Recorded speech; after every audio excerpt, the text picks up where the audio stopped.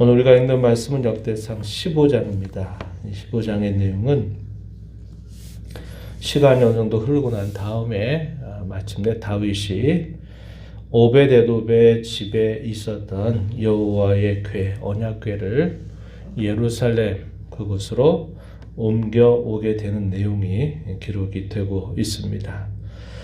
처음에 옮겨오려고 했을 때는 기럇 여아림이라고 하는 곳에 20년 동안이나 머물러 있었습니다. 사울이 다스리고 있는 동안에는 그것을 옮길 생각을 하지 못했습니다. 그러나 다윗은 자신이 왕이 되고 난 다음에 왕궁을 세우자마자 그는 그 왕궁의 한 곳에 여호와의 궤를 올리려고 하는 마음을 정하고 이 기럇 여아림에 있는 언약궤를 예루살렘으로 옮겨오려고 시도를 했습니다.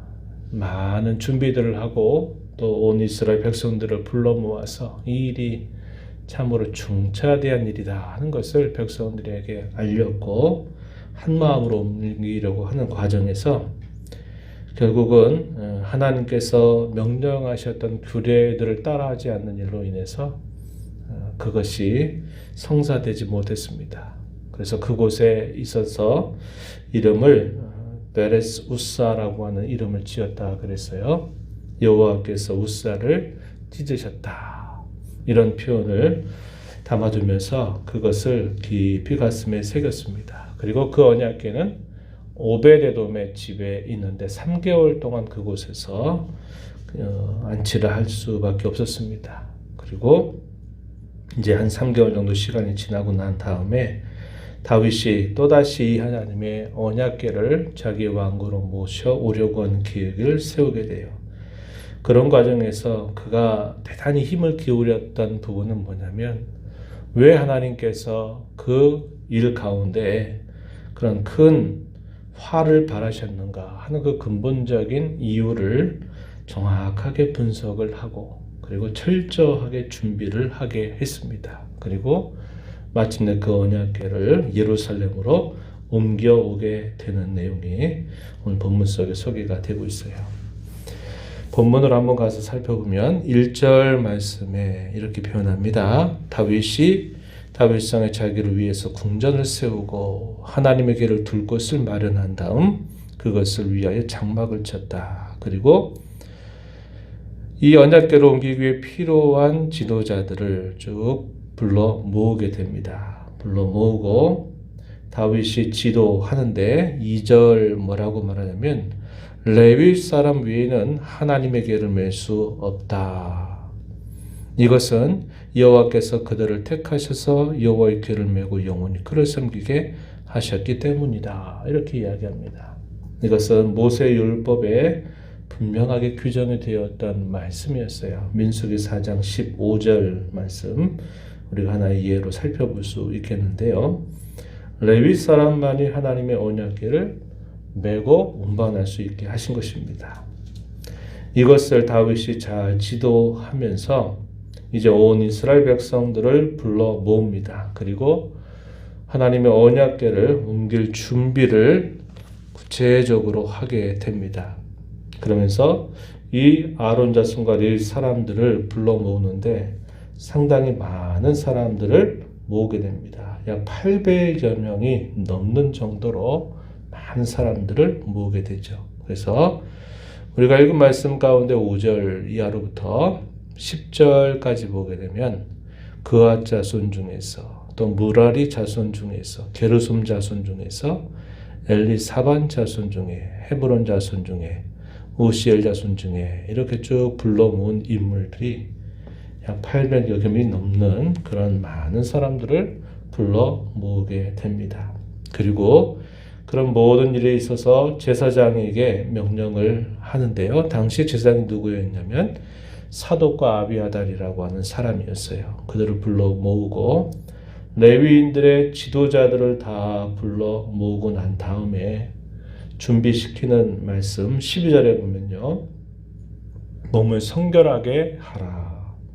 이스라엘 여호와의 궤를 성결하게 하고 난 다음에 궤를 메어 올리라 한 그런 명령을 내리게 됩니다. 그러면서 다윗이 전에 실수했던 그 내용을 정확하게 지적을 하면서 이번에는 그러한 일이 절대로 없어야 되겠다라고 알려주죠. 13절 말씀에 전에는 너희가 매지 아니했으므로 우리 하나님 여호와께서 우리를 찢으셨으니 이는 우리가 규례대로 그에게 구하지 아니하였기 때문이다. 이렇게 말하면서 그러한 실수를 다시 번복하지 않도록 분명한 명령을 내리게 됩니다. 그리고서 레위 사람의 어른들에게 쭉 또 그들에게 하는 말은 뭐냐면 여호와의 언약궤를 메어 올리는 이 일이 얼마나 기쁘고 얼마나 중요하고 얼마나 큰 일인가를 그들에게 상기시키면서 악기들을 대동하고 노래하는 사람들, 모든 사람들을 불러 모아서 그 일을 수종들도록 명령을 내리게 됩니다.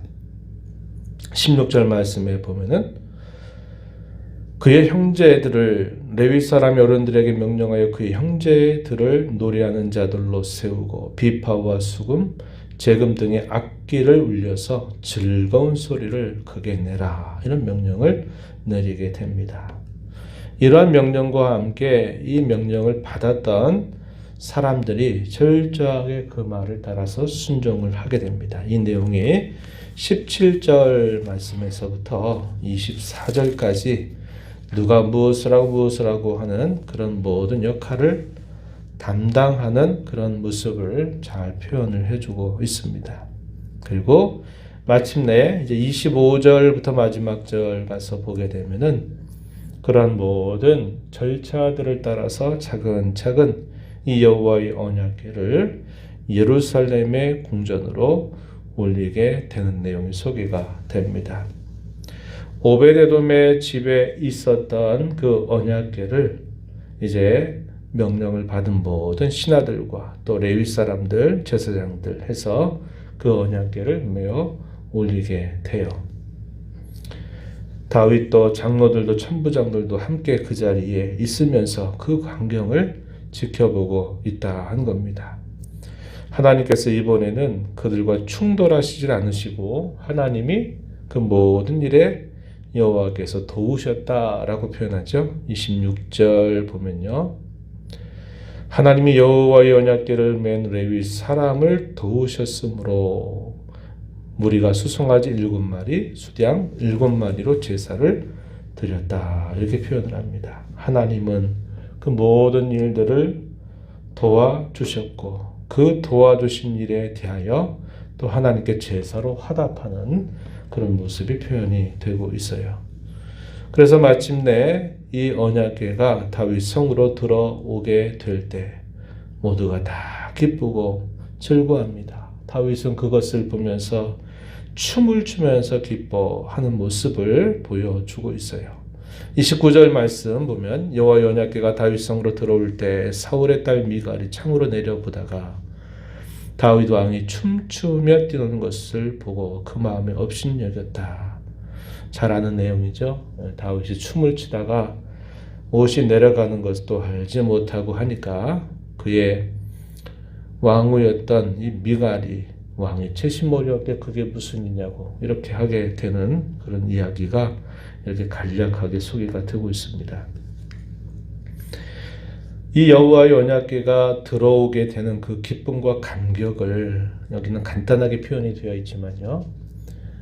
시편 24편 말씀에 가서 보면은 여호와의 언약궤가 이 예루살렘으로 올라올 때 다윗이 마치 찬송한 것처럼 보이는 그 내용이 기록이 되고 있어요. 천지와 모든 만물을 하나님께서 다 지으셨고 그 하나님의 전에 오를 자가 과연 누구냐 이렇게 말하면서 그 전에 오를 자는 손이 깨끗한 자, 마음이 청결한 자들, 그런 자들이 여호와의 전에 오를 수 있다 이렇게 말하면서 뭐라고 얘기했냐면 문들아 너희 머리를 들지어다 영광의 왕이 들어가신다. 문들아 너희 머리를 들지어다 영광의 왕이 들어가신다. 이러한 시편으로 하나님 앞에 노래하고 있는 것을 우리가 24편에서 보게 됩니다. 언약궤가 예루살렘에 준비한 곳으로 들어오는 것을 보면서 영광의 왕이 들어오신다. 영광의 왕이 들어오신다. 문들아 머리를 들지어다. 이렇게 노래하는 그 모습이 잘 표현되고 있어요. 우리가 이 말씀을 통해서 확인하는 것은 두 가지입니다. 하나는 자신의 과거의 실수들, 처음에 있었던 그 실수들을 또다시 답습하지 않기 위해서 무엇보다도 하나님께서 주셨던 규례가 무엇인가를 깊이 숙고하고 그것을 철저하게 준비하여 그 규례를 따라서 여호와의 언약궤를 올렸다고 하는 것입니다. 지나간 삶에 있어서 우리가 늘 실수를 할 수 있고 또 약점과 허물이 늘 있는 우리들이기 때문에 얼마든지 그럴 수 있는 일들이 있어요. 그럴 때 그 다음이 중요한 것입니다. 똑같은 일들을 답습하지 않으려고 한다면 우리가 언제든지 하나님의 뜻이 무엇인가를 찾고 하나님께서 무엇을 원하시는지 어떤 면에서 잘못된 일인지를 정확하게 찾아내는 그런 노력이 있어야만 된다 하는 겁니다. 그것이 없이는 전에 범했던 그 실수와 잘못을 또다시 답습하는 일들은 그대로 따라오게 되어 있다고 하는 겁니다. 우리가 살아온 삶, 지나온 우리의 모습들을 되돌아보면서 항상 이런 자세를 갖는 것이 중요한 일임을 우리 마음에 잘 새겼으면 좋겠어요. 어제도 그런 말씀을 나눴습니다만 다윗은 하나님께서 때로 화를 내신 일이라든지 하나님께서 그들에게 큰 승리의 기쁨을 안겨주시든지 자신들이 살아온 그 모든 흔적 속에 그것을 오고 오는 모든 세대의 기억을 하기 위해서 이름을 지는 겁니다. 베레스 우사라고 하는 말도 이름을 쳐서 똑같은 실수를 반복하면 안 된다. 이것이고 또 블레셋과의 전쟁에서 여호와 하나님이 큰 승리로 안겨다 주었을 때 그르바임 골짜기에 이름을 두고는 뭐라고 말했나요? 바알보라심. 하나님께서 바알을 찢어버리셨다. 이런 것들을 말하면서 여호와의 승리를 기념하게 하는 일도 쉬지 않았다는 겁니다. 이것들은 과거에 잘한 일이든 못한 일이든 그것을 가슴에 새겨서 그 교훈을 따라서 어떻게 하나님을 섬길 것인가를 언제나 살피려고 하는 그 중심이 있다는 것을 우리에게 보여주는 것이죠. 우리의 삶도 마찬가지다 하는 겁니다.